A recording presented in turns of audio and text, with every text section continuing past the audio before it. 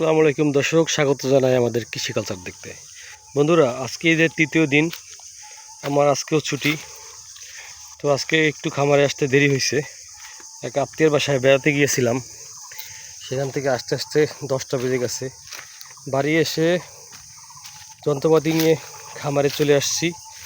আজকের দিনে বীজ এবং গাছের চারা রোপণ করার দিন।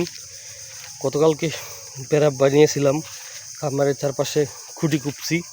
নতুন খামারের চারপাশে খুঁটি পোতা শেষ, এখন নেট দিয়ে বেড়া দেওয়ার কাজটা বাকি আছে। সেই কাজটা আজকে করব না, আজকে মূলত গাছের চারা লাগাবো। এটা একটা G9 কলার গাছ। এই G9 কলার গাছ থেকে বেশ কিছু চারা বের হয়েছে। সেখান থেকে একটা চারা আমি তুললাম। এই যে এখান থেকে একটা চারা তুলে এখন নতুন মাটিতে লাগাবো। এছাড়া এইসব গাছের যত্ন নিতে হবে, সেগুলো আমাকে আজকে করতে হবে। যেমন যে এইসব কলা গাছের পচা ডাঁট কেটে দিতে হবে, এগুলো কাটবো।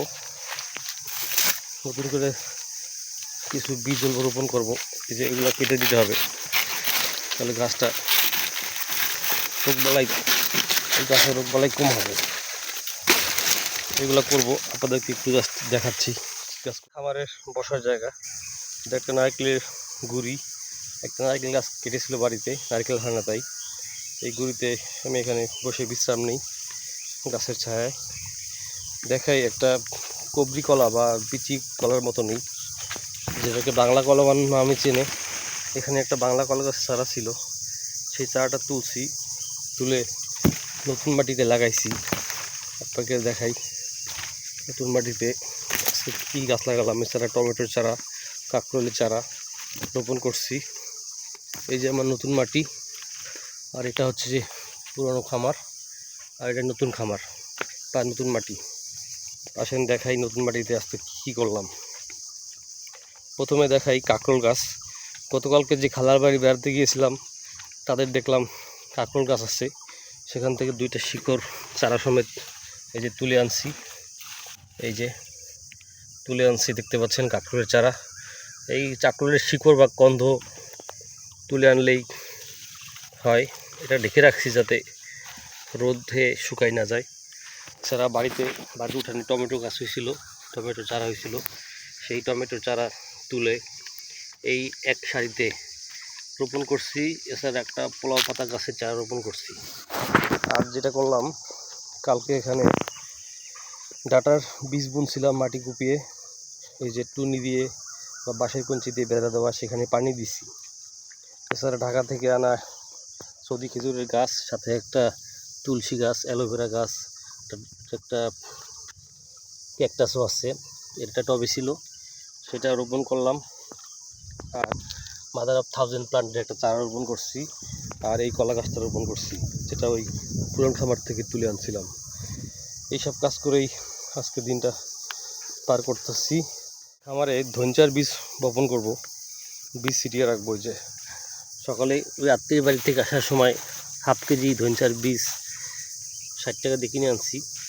এই ধনচার বীজ খামারের একদম 4-5টাতে ছড়িয়ে ছিটিয়ে দিব। এই ধনচা মাটির উর্বরতা বাড়ায়, আবার মাটির ধোয়া রোধ করে। এছাড়া ধনচার যে ডাঁটগুলো থাকে, সেই ডাঁট বিভিন্ন কাজে লাগানো যায়, বা কাণ্ড, লাউয়ের মাচা, কুমড়ার মাচা দেওয়ার জন্য।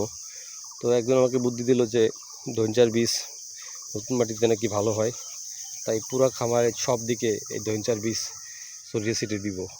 তো কাজগুলো করতে থাকি, আপনাদেরকে আপডেট জানাবো। এই যে G9 কলার গাছের চারা আনলাম, এটা নাদারপুর হর্টিকালচার সেন্টার থেকে এনেছিলাম।